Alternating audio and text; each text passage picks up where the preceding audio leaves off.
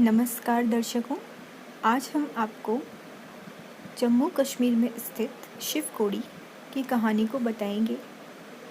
इस कहानी में हम भगवान शिव के बारे में बताएंगे और उनकी जो प्राचीन गुफा है शिव कोड़ी के नाम से जानी जाती है उसके बारे में बताएंगे। जम्मू कश्मीर राज्य के जम्मू में कुछ दूरी पर स्थित है रियासी जिला। इस जिले में भगवान शिव का घर कही जाने वाली शिव कोड़ी गुफा स्थित है। यह भगवान शिव के परम पूजनीय स्थलों में से एक है। इस गुफा के बारे में कहा जाता है कि इस गुफा में भगवान शिव साक्षात विराजमान है और इस गुफा का दूसरा छोर अमरनाथ गुफा में खुलता है। जो भी इसके दर्शन करने के लिए जाता है और जो भी उस गुफा में आगे बढ़ने की कोशिश करता है, मतलब जो अमरनाथ गुफा की तरफ जाने की कोशिश करता है, वो आज तक वापस नहीं लौटा। कहा जाता है कि एक बार 3 साधु इस गुफा से अमरनाथ गुफा तक निकलने की कोशिश कर रहे थे, पर वो वापस नहीं आए। यहाँ 4 फीट ऊंचा शिवलिंग विराजित है। शिवलिंग के ऊपर प्राकृतिक तौर पर पवित्र जल की धारा गिरती रहती है और ये भी कहा जाता है कि शिवरात्रि वाले दिन इधर से कच्चे दूध की धारा भी गिरती है। इसी जगह पर पिंडियों के रूप में माता पार्वती, पुत्र गणेश और कार्तिकेय भी विराजमान है।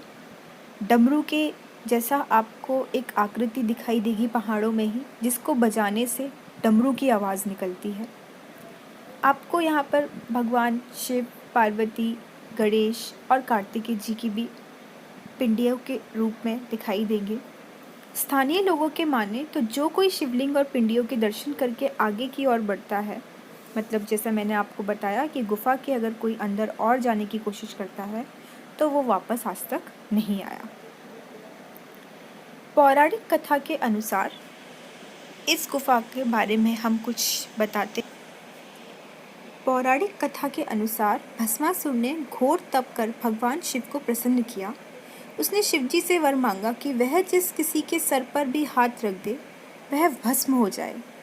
शिवजी ने जैसे ही उसे वरदान दिया, वह राक्षस शिवजी को भस्म करने के लिए दौड़ पड़ा।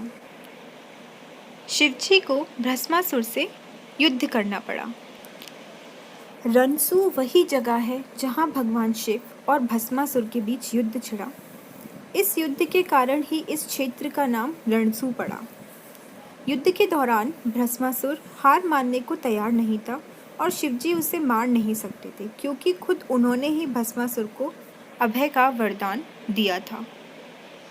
भस्मासुर से पीछा छुड़ाने के लिए भगवान शिव ऐसी जगह की तलाश करने लगे जहां भस्मासुर उन्हें ढूंढ ना पाए।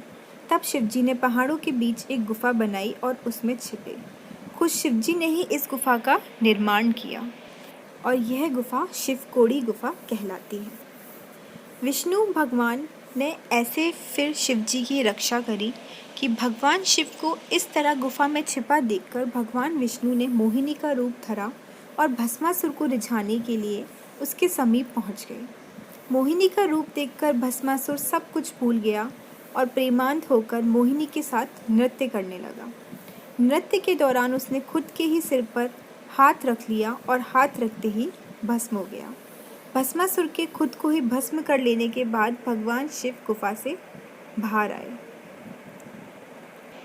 शिवजी द्वारा निर्मित की गई इस गुफा का अंतिम छोर दिखाई नहीं देता। कहते हैं कि अंदर जाकर ये गुफा 2 भागों में विभाजित हो जाती है, जिसका एक छोर अमरनाथ गुफा में खुलता है और दूसरे के अंतिम छोर के बारे में जानकारी ही नहीं। मान्यता है कि गुफा के अंदर स्वयं शिवजी साक्षात विराजित हैं। आशा करती हूँ आपको सुनकर के अच्छा लगा होगा। धन्यवाद।